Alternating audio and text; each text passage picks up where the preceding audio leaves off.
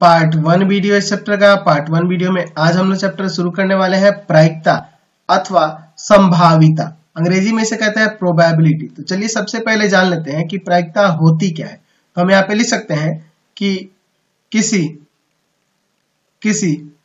घटना के होने की संभावना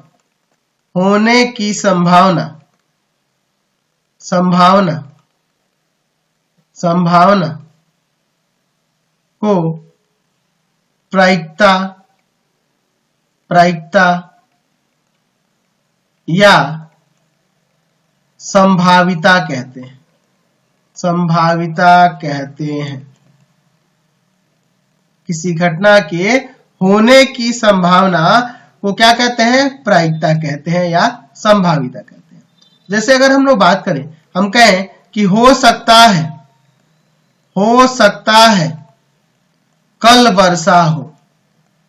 वर्षा हो, यानी कि ये फाइनल नहीं है, ये हम लोग संभावना व्यक्त कर रहे हैं कि हो सकता है कि कल वर्षा होगी, और इसी संभावना को हम लोग क्या कहेंगे? उस घटना की प्रायिकता कहेंगे।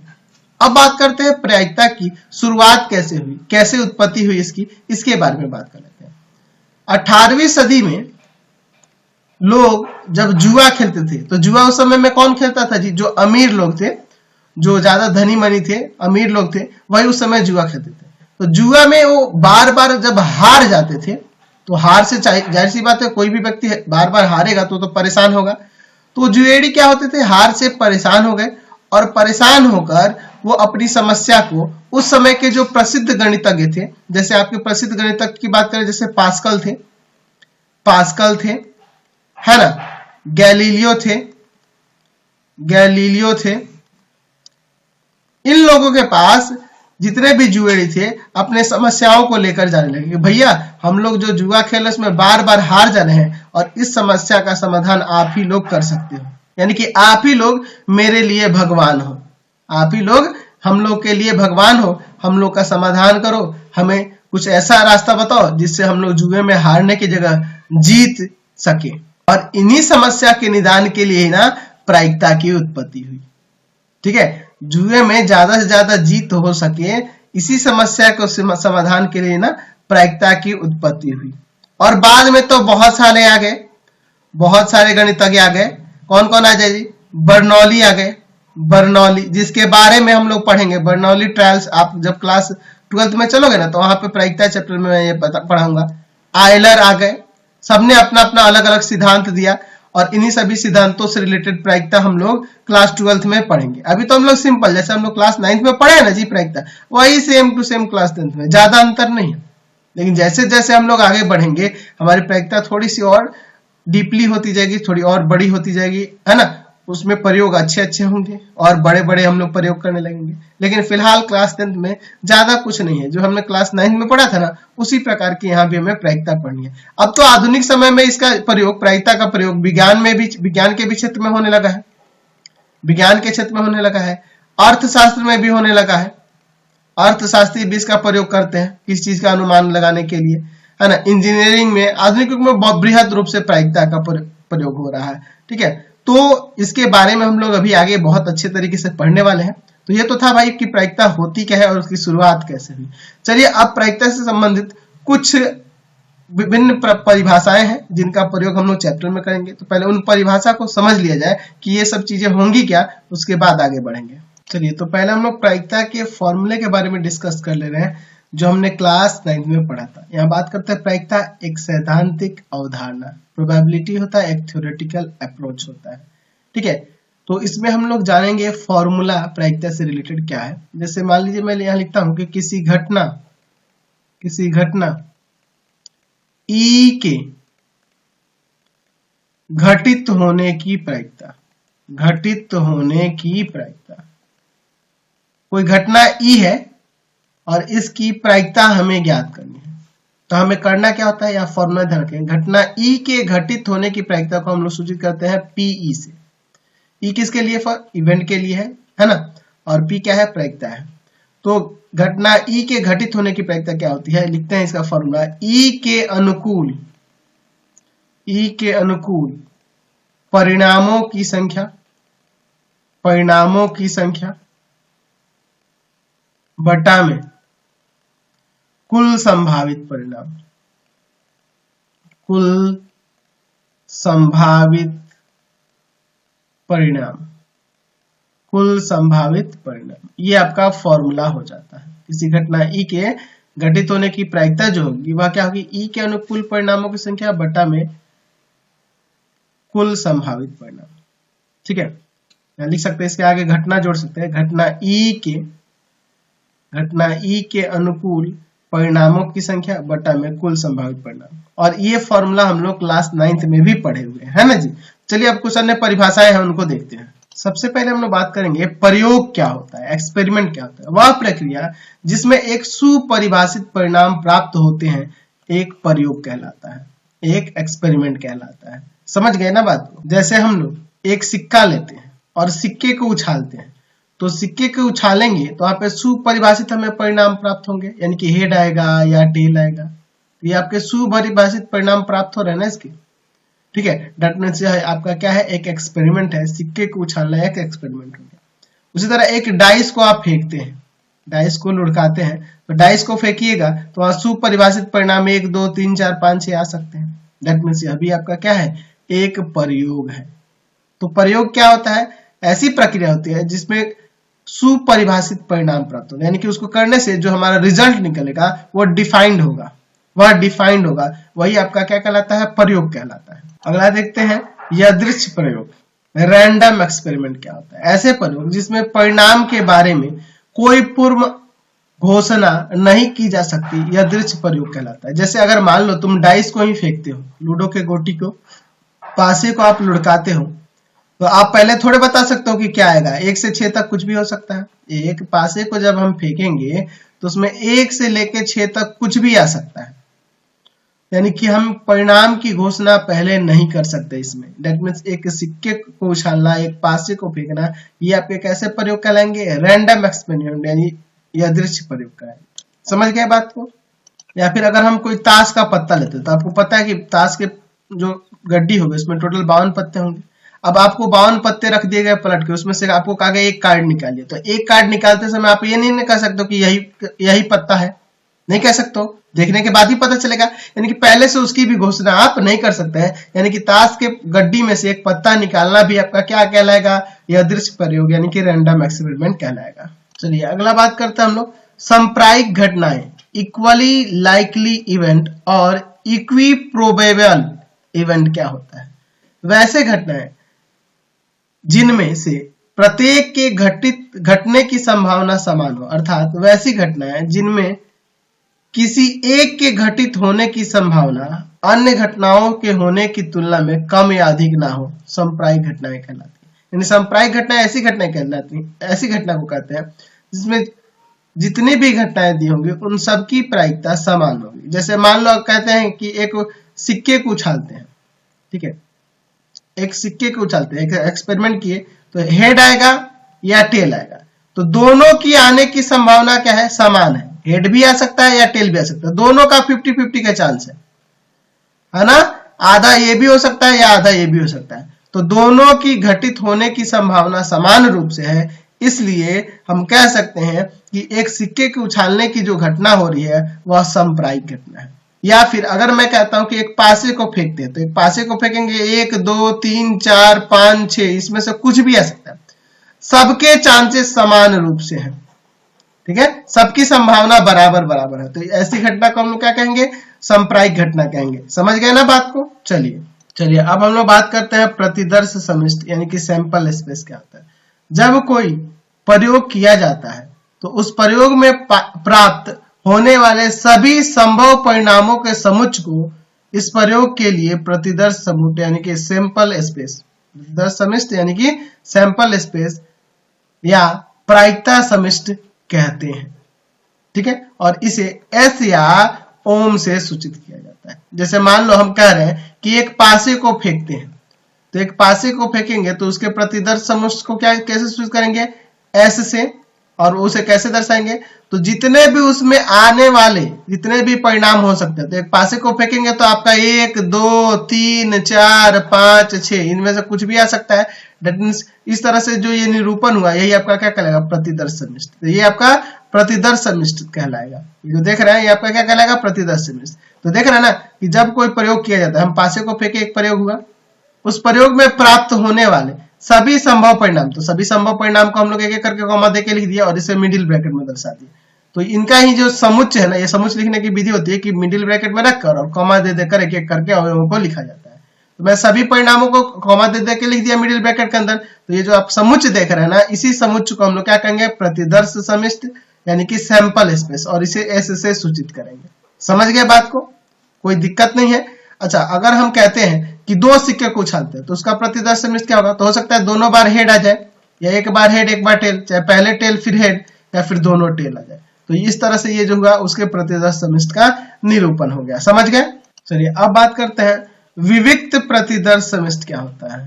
ठीक है, डिस्क्रीट सैंपल स्पेस। परिमित प्रतिदर्श समिष्ट अर्थात वैसा सैंपल स्पेस जिसमें अवयवों की संख्या परिमित हो, विविक्त प्रतिदर्श समिष्ट कहलाता है। जैसे अगर बात करें तो यह भी आपका विविक्त प्रतिदर्श समिष्ट है, यह भी है, क्योंकि इसमें अवयवों की संख्या फिक्स है, इसमें 6 गो है, इसमें 4 गो है। दैट मीन्स ये दोनों क्या है, आपके विविक्त प्रतिदर्श समिष्ट कहलाएंगे। ठीक है, क्योंकि इसमें अवयवों की संख्या क्या है, परिमित है। चलिए अब बात करते हैं घटना यानी कि इवेंट क्या कहलाता है। प्रतिदर्श समिष्ट का प्रत्येक उप समुच्चय सबसेट जो होता है एक घटना कहलाती है। अब उप समुच्चय क्या होता है इसके बारे में समझना होगा। चलिए मैं एक पासे को फेंकता हूं, एक पासे को फेंकने पर, एक पासे को फेंकने पर हमारा सैंपल स्पेस क्या हो जाएगा, प्रतिदर्श समिष्ट 1 2 3 4 5 6। ठीक है, मैं यहां पर एक सेट लेता हूं, ए लिख देता हूं, और यहां पे लिख देता हूं 1 2 3। ठीक है, 1 2 3। तो यहां क्या देख रहा हूं कि ये 1 2 3 जो है इसमें मिल रहा है।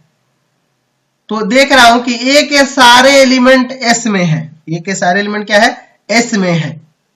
ए के सारे एलिमेंट एस में है, तो इसका मतलब हुआ कि ए सबसेट है एस का। ए क्या है, सबसेट है एस का। ठीक है, यानी कि वैसा समुच्चय जो इसका सबसेट हो, प्रतिदर्श समिष्ट का सबसेट हो, उसे हम लोग क्या कहेंगे, घटना कहेंगे, इवेंट कहेंगे। ठीक है, ये क्या है आपका, एक इवेंट है।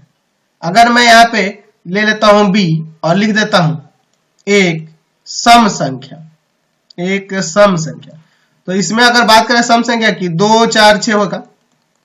पासे को फेंकने पर एक सम संख्या प्राप्त होना, यह आपकी एक कैसी घटना, ये भी क्या हो जाएगी, एक घटना ही हो जाएगी। पासे को फेंकने पर एक सम संख्या प्राप्त होना क्या कहलाएगी, एक घटना कहलाएगी, क्योंकि उससे प्राप्त जो परिणाम है ना वो दिए गए प्रतिदर्श समिष्ट के क्या है, सबसेट है। देख रहे ना, बी के सारे तत्व आपके एस में मिल रहे हैं, तो ये उसके सबसेट है, इसलिए यह बी जो है आपका एक घटना है, यह ए जो है आपका घटना है। तो प्राय हम लोग घटनाओं को कैपिटल अक्षर से ही सूचित करते हैं। समझ गए ना। और इसमें जो प्रतिदर्श समिष्ट के जो ये बिंदु होते हैं ना, 1 2 3 4 जो आउटकम है, इनको घटना बिंदु भी कह सकते हैं। तो हम यहाँ लिख सकते हैं घटना बिंदु क्या होता है, या प्रतिदर्श बिंदु। प्रतिदर्श समिष्ट के अवयवों को प्रतिदर्श बिंदु या घटना बिंदु कहते हैं। यानी कि ये 1 2 3 4 5 6 जो भी है, ये सब क्या है, घटना बिंदु में कहलाएंगे। चलिए अब बात करते हैं हम लोग सरल या सामान्य घटना, सिंपल और एलिमेंट्री इवेंट। ठीक है, क्या होता है, प्रतिदर्श समिष्ट का प्रत्येक उप समुच्चय एक घटना सूचित करता है, ये तो हमें पता है। वह घटना जिसमें सूचित करने वाले उप समुच्चय में प्रतिदर्श समिष्ट का केवल एक अवयव हो, सरल घटना कहलाती है। ठीक है, यानी कहने का मतलब मैं एक पासे को फेंकता हूं, 1 से लेकर 6 तक आएगा, यह आपका प्रतिदर्श समिष्ट होगा। अगर मैं यहाँ पे एक ऐसी घटना लेता हूं जिसमें हम कह देते हैं कि 1 प्राप्त होना, 1 प्राप्त होना। ठीक है, मतलब कि 1 ही प्राप्त हो रहा है, या मैं बी बराबर में लिख देता हूं एक अभाज्य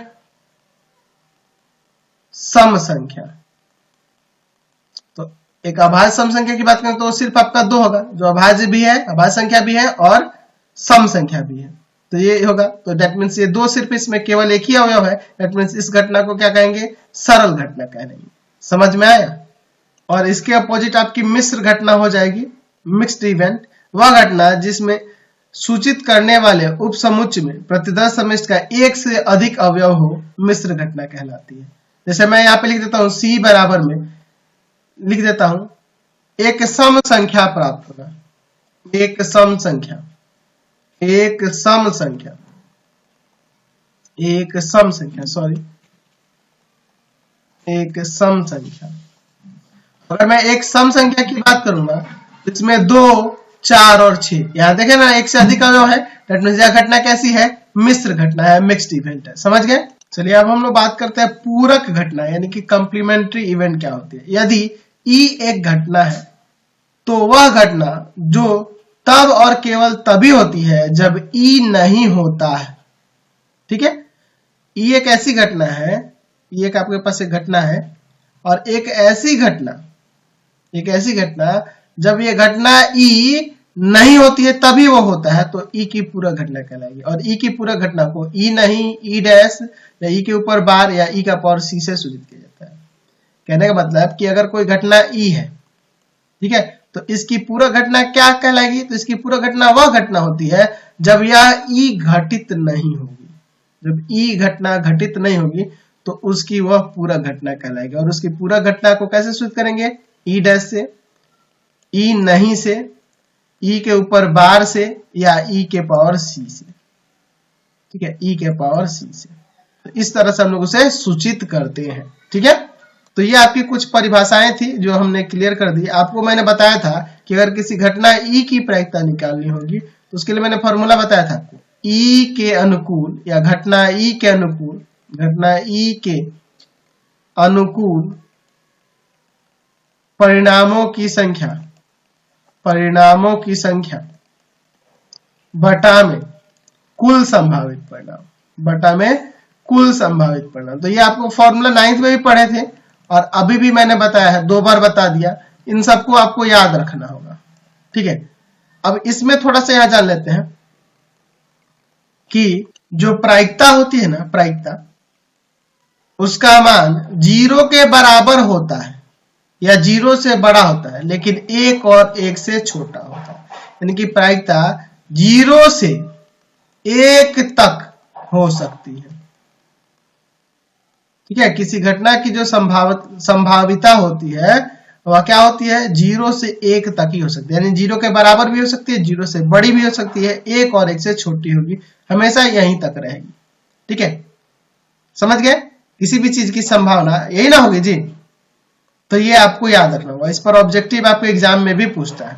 चलिए अब बात करते हैं हम लोग असंभव घटना यानी कि इम्पॉसिबल इवेंट क्या होता है। असंभव घटना वह घटना है जो कभी नहीं होगी, यानी कि जो घटित हो ही नहीं सकती उसे क्या कहते हैं, असंभव घटना कहते हैं। तो असंभव घटना की जो प्रायिकता होती है, असंभव घटना की प्रायिकता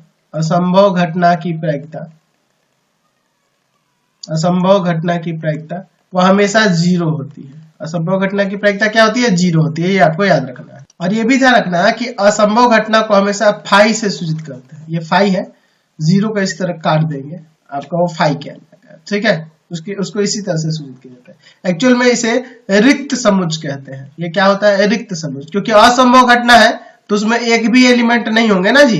दैट मींस ये आपका एक रिक्त समुच्चय को सूचित करने के लिए यूज किया जाता है। अब आप सोच रहे हो कि सर असंभव घटना कोई बताइए। तो अगर मैं कहता हूं कि एक थैला है हमारे पास, इसमें मैं लाल और काले रंग की गोलियां डाला हूं, लाल और काले रंग की, और मैं इसमें से एक गोली निकालता हूं, लाल और काले की पहले से है, लाल है और काला है। मैं क्या करता हूँ, एक गोली इसमें से निकालता हूँ, कहूंगा हरा होने की प्रायिकता। तो भैया इसमें हरा गोली है ही नहीं, तो हरा तो निकलेगा नहीं, हरा तो नहीं निकलेगा। दैट मींस वो कैसी घटना कहलाएगी, असंभव घटना कहलाएगी, क्योंकि वो पॉसिबल ही नहीं है। चलिए अब बात करते हैं निश्चित या अवश्यम भावी घटना, श्योर इवेंट। निश्चित घटना वह घटना है जो सदा होती है, जो हमेशा होती है, वो क्या कहलाती है, निश्चित घटना। अब हम कह रहे हैं कि एक सिक्के को उछालने पर हेड आएगा या टेल आएगा। हम क्या कह दे रहे हैं, हेड या टेल आएगा। हम पहले कह दिए कि आप एक सिक्का उछालोगे ना तो या तो हेड आएगा या तो टेल आएगा। अब भैया मैं तो हेड और टेल कह दिया और यही होता ही है, इस पे यही दोनों ही होगा और इसके अलावा कुछ हो ही नहीं सकता है। ठीक है, यानी कि हम टोटल सैंपल स्पेस की बात कर ली, प्रतिदर्श समिष्टि की बात कर ली। तो जब सारे एलिमेंट उसमें आ ही गए तो वो तो आपका क्या कहलाएगा, निश्चित ही आएगा। अगर हम एक पासे को फेंकते हैं और कहते हैं कि 7 से कम आएगा, तो 7 से कम ही होता है यार, 1 से 6 तक होता है। हम कहते हैं कि 7 से कम एक प्राकृत संख्या होगी, तो 1 2 3 4 5 6 तक ही तो होता है ना जी इसमें। तो जाहिर सी बात है 7 से कम कोई ना कोई प्राकृत संख्या आएगी ही, इसमें से कुछ ना कुछ आएगा ही, यानी कि एक ऐसी घटना है निश्चित घटना कहलाएगी। और निश्चित घटना की प्रायिकता हमेशा 1 होती है, याद रखेंगे। निश्चित घटना की प्रायिकता, निश्चित घटना की प्रायिकता, निश्चित घटना की प्रायिकता क्या होती है आपकी, 1 होती है। समझ गए ना। चलिए अभी हमने पूरक घटना देखा था और उसी से संबंधित एक निष्कर्ष है, उसको देख लेते हैं। मैं मान लेता हूं, माना ई एक घटना है, तो जाहिर सी बात है ई के पूरक घटना को हम लोग ई डैश लिखेंगे, या ई के ऊपर बार भी दे सकते हैं, या ई के पावर सी भी दे सकते हैं, इस तरह से मैंने बताया था ना। तो मैं यहां लिख देता हूं घटना ई के घटित होने की प्रायिकता और प्लस में घटना ई के घटित नहीं होने की प्रायिकता, यानी कि घटना ई के घटित होने और उसके पूरक घटना ई डैश की प्रायिकता का योग हमेशा 1 होता है, ये याद रखेंगे। कोई घटना है, उसके घटित होने और उसके नहीं घटित होने की प्रायिकताओं का योग क्या होता है, हमेशा 1 होता है। ठीक है।